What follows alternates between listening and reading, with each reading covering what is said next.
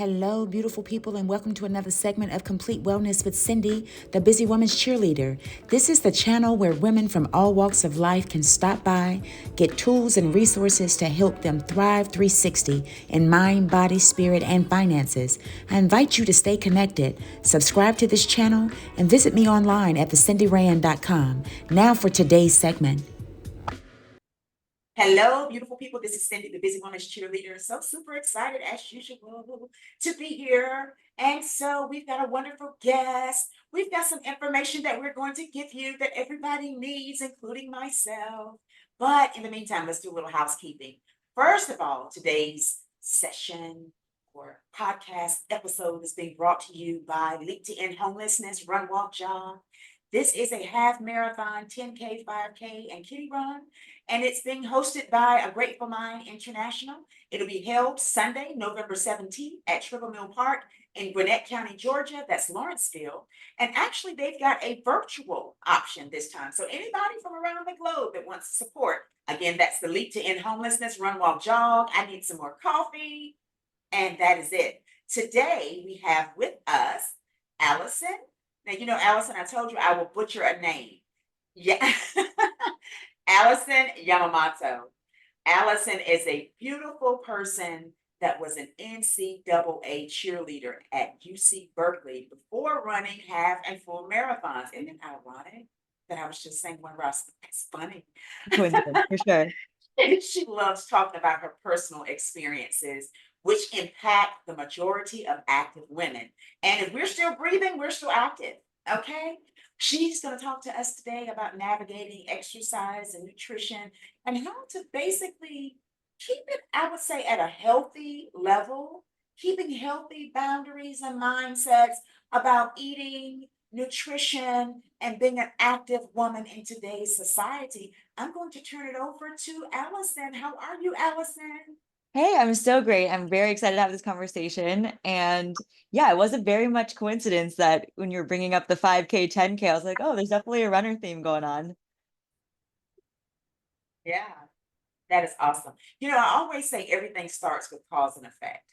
So first of all, I want you to give us a little history. Let us, be able to picture what brought you to this pivotal moment of really wanting to help active women with nutrition, wellness, and exercise. Yeah. You alluded to a little bit there, but I'll add that I grew up in a very active family. And so I've always been really interested and cared about my health. And ended up being an athlete in college. And then when I graduated, was figuring out ways to navigate my own exercise, my fitness when I didn't have as much structure. And so I ended up getting very much into running. And during that time was also very interested in nutrition. And so I sought out a lot of information and really worked hard to try to do the right things when it came to my nutrition because I cared a lot about my health. And it got to the place where I was also working at a pretty um intense or like high stress, high achievement oriented type job. And during that entire time, I didn't really realize how there was an interplay going on between how I was navigating my nutrition and my exercise, and also how I was navigating other factors in my life, like stress or the other things that I really cared about, and weight or, body standards, etc.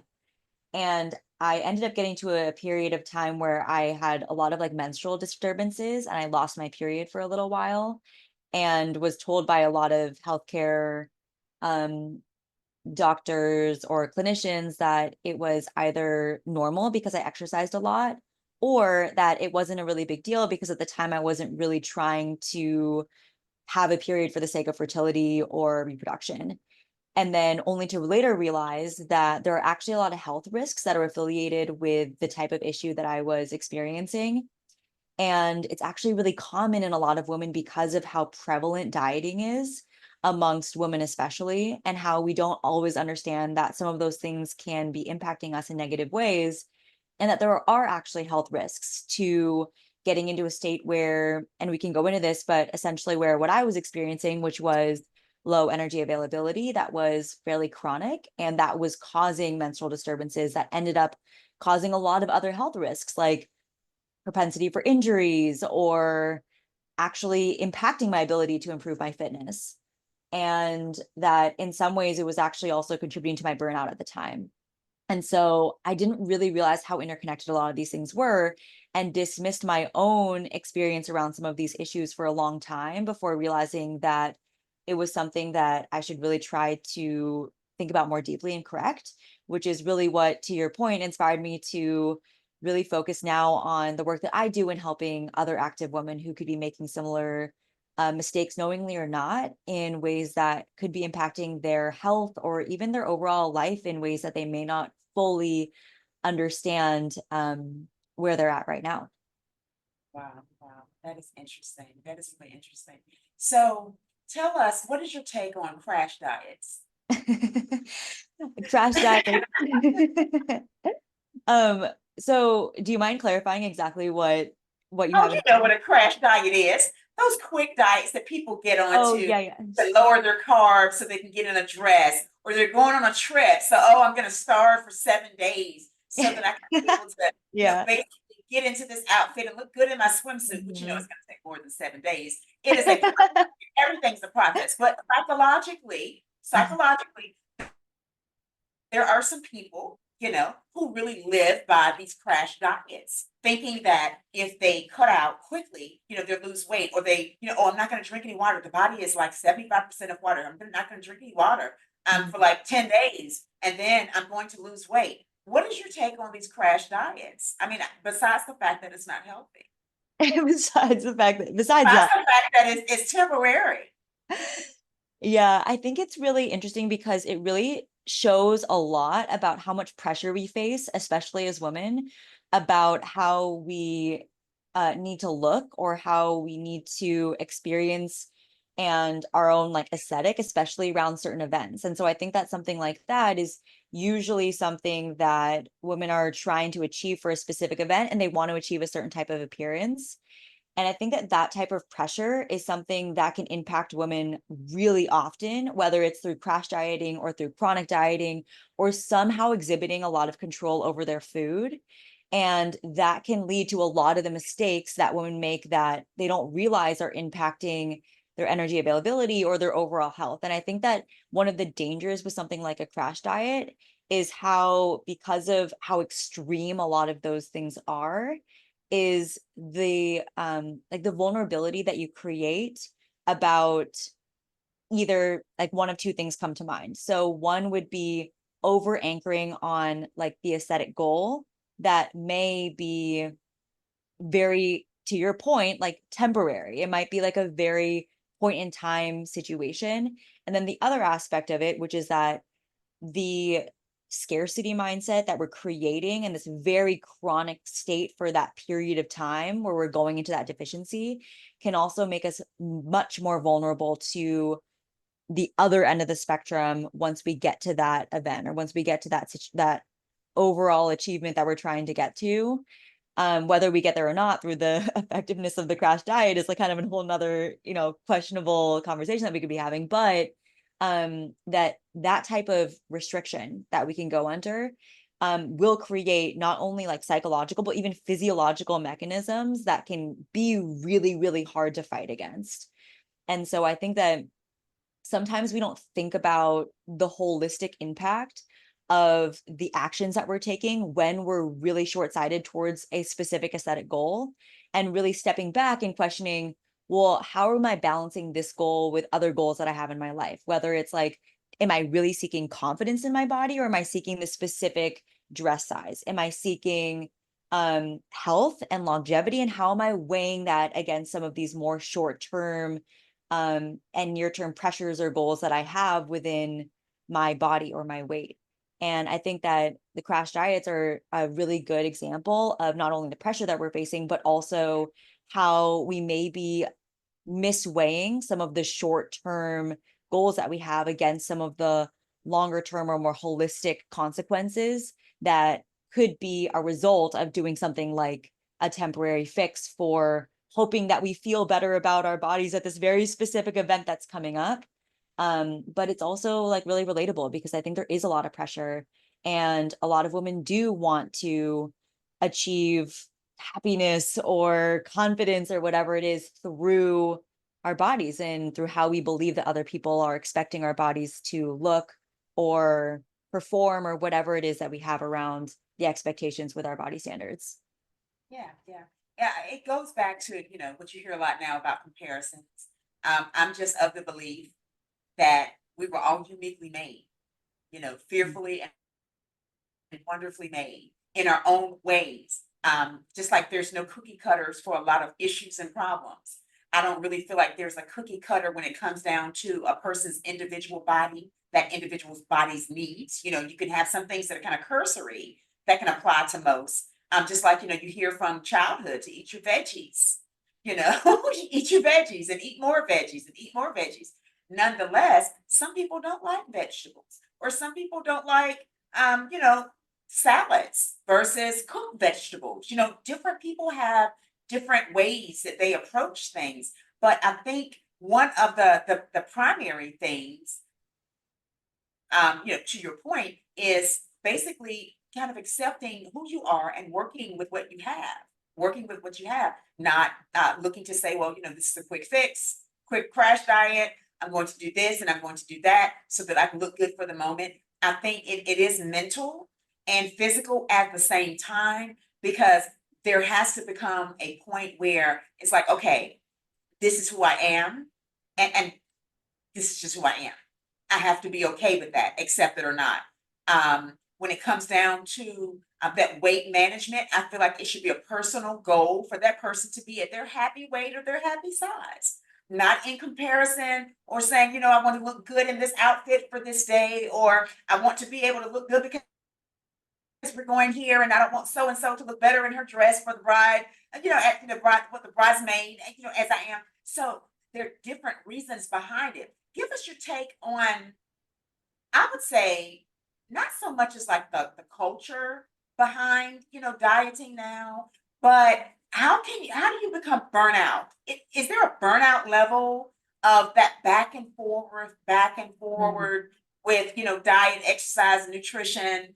I mean, like a point of obsession where you're not making healthy choices any longer? Yeah. Yeah. This question is so interesting because I think that one of the risks that we fall into is conflating, because I love that you mentioned the point of individuality, and I think that a lot of the times we conflate, and dieting, especially in diet recommendations, conflate nutrition advice with weight loss advice. And because a lot of times with women, our goal is always lose weight, be leaner, because that's what we feel like we should be doing. And the unfortunate thing is that it falls into patterns where we are perpetuating a state that our body is interpreting as a pretty high stress state that could be contributing to burnout. And a perfect example of this would be, and you alluded to this earlier as well, which is just taking on super, super low carb and believing, we're just going to cut out carbs and demonize carbs and really avoid them at all cost. And what I think is really interesting, and this is true to folks that are active, and I loved what you said, because active people really are anyone who's exercising at it's not necessarily means that you're an elite athlete. It could be whatever it is that you're doing to Day-to-day participate. life. Exactly, everyday life. Yeah. We underestimate like how much goes into caretaking our children, or running around to various meetings that we have throughout the Yes, day. yes, the So busy like woman, the all forms, shapes, and exactly. sizes. Yeah, so All like forms, shapes, and sizes. exactly. Um, and a lot of times what that can result in is really, really, really seeing women under eating how much that they need in carbs. And this is like particularly true for folks that are following like diet trends that are really, really demonizing carbs, and not realizing that that can actually put us in a state where we do experience low energy availability. And when that becomes chronic, it can like physiologically put us in a state where we do have higher cortisol levels, or even impact us like anecdotally through more brain fog. We're really reaching for Absolutely, coffee in the afternoon because our energy is dipping heavily. yeah, It could even be disturbing our sleep, which is further contributing to burnout. And so absolutely there are ways where we underestimate, and that's just one diet trend amongst many, where we don't realize that in some situations either the research wasn't even done including women, or we just underestimate how much those types of recommendations could be impacting our health and experience more holistically. And in many cases, it's not always contributing to the goals that we have because of how it either could lead us to, backlash in a certain way, because our body is like constantly then fixated on food or constantly fixated on these cravings that we have because it's seeking that energy that we really, really need for like brain functioning, for our basic, metabolic needs, and for our busy lives, of course. And so that's an example of an area where it is worthwhile to consider how our nutrition plays a role in our burnout and how we're experiencing the world more broadly. And then in the more severe cases, even contributing to like physiological symptoms like indigestion or menstrual dysfunction or even like infertility. And there's such a cascade of how our body will react when it believes that it has to be in a state of survival, essentially. Wow, wow, that's amazing. That is amazing. What does it mean to be disciplined to exercise? What does that really mean? Oh my gosh, I love this question because I think that there's so much pressure that exists and like messaging that essentially is like more is always better when it comes to exercise. 100% of the time, you need to be doing more. And if you feel like not doing it, then the answer is to do it anyways. And I think that in more extreme cases, what this can lead to is people feeling guilty around exercise or even potentially overtraining in some instances, which essentially is a situation where you aren't providing your body with enough rest and recovery to be able to match the training loads that you're trying to achieve through exercise. And this could even be in situations due to, lack of awareness about what is effective when it comes to programming for exercise because of the messaging and the pressure around more is always better. And so oftentimes we think, oh, well, we're really disciplined because that looks like a very specific thing, which is you're exercising every single day, you're exercising at high intensity every single day.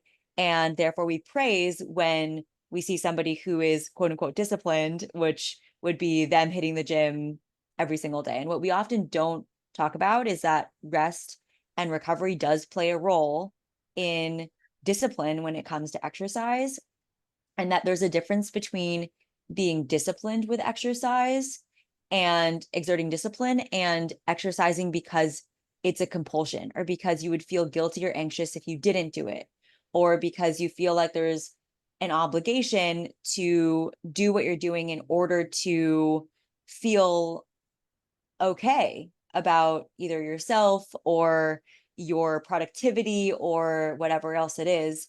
And I think that a lot of times it's hard to see between those things when it comes to exercise for people. But it's another situation where it's hard to see when, or it could be contributing to burnout in certain ways. And I'm the first person to say, as you mentioned, like I've run marathons, like I'm a runner, I still exercise frequently, but I did get to a place where I would be pretty anxious if I had to take meaningful time off of exercise. And I didn't have enough flexibility that I was able to make compromises in terms of my exercise schedule to be able to accommodate other things within my life. So whether that was like, hey, I didn't sleep very well, maybe today is not the best day for me to adhere to my exercise routine at all costs. And I Yeah. think that that's what I thought discipline was. It was like, no matter what, you're waking up and you said you were going to do this thing, you're going to do this thing.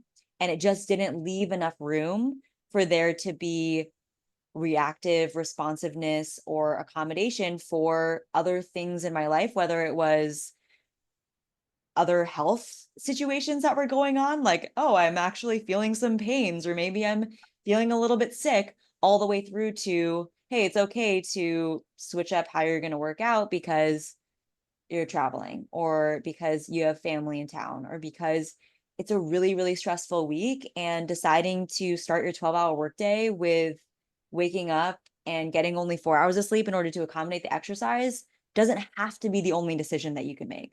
So I think it's really interesting to see how the constant messaging around more is always better with exercise can potentially lead to folks getting into a state where they are susceptible to overtraining. Wow, wow, that's, oh, wow, wow. You hear about that in passing, but not in detail, like you're, explaining. You hear about it in passing, but not in detail. Allison, what would you tell a woman who says, I feel guilty when I don't exercise. I've got all of, the kids, the family, my life, my career. I feel guilty when I don't exercise. I feel like I'm cheating my body. What would you tell that woman? Yeah. And I think that there's a few different flavors of this. So I'll say a couple different things because I think there's one flavor of this where that person is not exercising at all. And then their guilt is coming from this place where they feel like it's something that they should be doing and they're not doing it. And I think that at a very high level, the experience of guilt around food and exercise is really interesting because guilt is an emotion that we experience when we've done something wrong, like when we truly have done something that we need to like atone for. And I think that it's interesting how often, especially for a woman, there's this experience of guilt because we ate something or because we Yeah. exercised in a certain way. And it's interesting because I think that I loved this quote that I saw where guilt is something that is experienced when you do something wrong and not something that should be experienced around food or around exercise.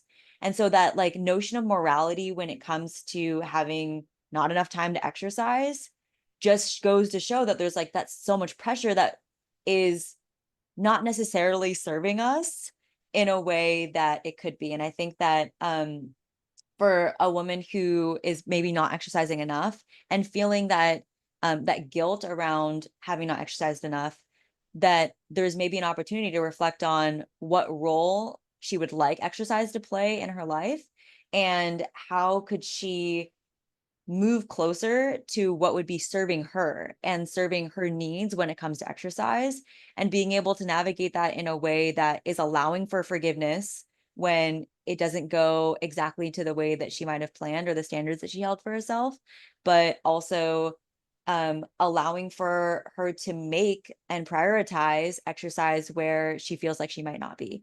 Then I think there's the other end of the spectrum, which is one that I find really frequent with the woman that I work with, which is feeling guilt because you're taking 1 or 2 days off of exercise, or maybe even feeling guilt because you're doing an exercise that's lower intensity than what you feel like you did, or because you actually did a workout, but it wasn't to the standards that you thought it should be because it wasn't fast enough, heavy enough, long enough, hard enough, or you didn't feel a certain way. And I think that this is one where it really reveals the standards that we can set for ourselves. And I see this really frequently in perfectionists who are the overachievers. They're setting crazy high standards for themselves, always experiencing this feeling of like not being enough. And when it comes up in exercise, that guilt around taking that rest day or the anxiety that would come with taking that one day off or feeling lazy or feeling unproductive because of that one or those couple days off from exercise, then in those cases, I think it's really about digging into what is underneath the surface, which Yeah. is how are we either showing up for ourselves and what is driving that anxiety and that guilt that you're experiencing around exercise. And I actually do have a resource that I'm happy to provide for free to your listeners if they're interested that can help to start to identify. It's a checklist that can help you identify those drivers when it comes to some of those really rigid behaviors around exercise and around nutrition to help unlock what it really is under the surface that can start to result in some of those changes, especially if you're in a state where it's like, honestly, I feel like my exercise routine at this point is burning me out. I wish I could just take some rest. I wish that, my body is screaming for me to be able to get more flexibility or more spontaneity or more freedom in my routines. And I find that to be really relatable. And I think it's something that I feel really strongly about, which is that, especially for a woman, how we're relating to food, how we're relating to exercise does require looking at what's beneath the surface. And Awesome. Yeah, I think that we all have like our own very specific relationship to food, relationship to exercise that is heavily impacting the decisions we're making and the behaviors that we're taking on in those areas. And I would say, definitely gotta be respectful of your time. I would say one of the key takeaways from what you've said to us today is not to be too hard on yourself. Not to be too hard on yourself. You know, a lot of times, and I tell people a lot, I said, I'm my own worst critic. They don't believe that, but it's like you have no idea. I am my own worst critic. And there's certain things that I like a certain way. Nonetheless, sometimes you have to not settle, but just decide, am I going to argue with myself over this not being the way I want it to be? Or am I going to chip at it little by little by little until it conforms? Prime example, like gray hairs, you beat them down into submission. You have to get things to conform to your life more so than you conforming into it each time. So I appreciate this so much. I have enjoyed this conversation. This has been awesome. So if you want to get in contact with Allison, she's got some free resources. We're definitely going to put that down in the description so that you can find that and reach out to her at theallymethod.com. And that is all for today. I thank you, thank you, thank you. And we'll see you next time. All right, welcome. Thank you again for tuning in to Complete Wellness with Cindy, the Busy Woman's Cheerleader. Follow me on social media at Busy Woman's Cheerleader. Remember, together we write our stories, share our journeys, create memories, and leave our marks in history.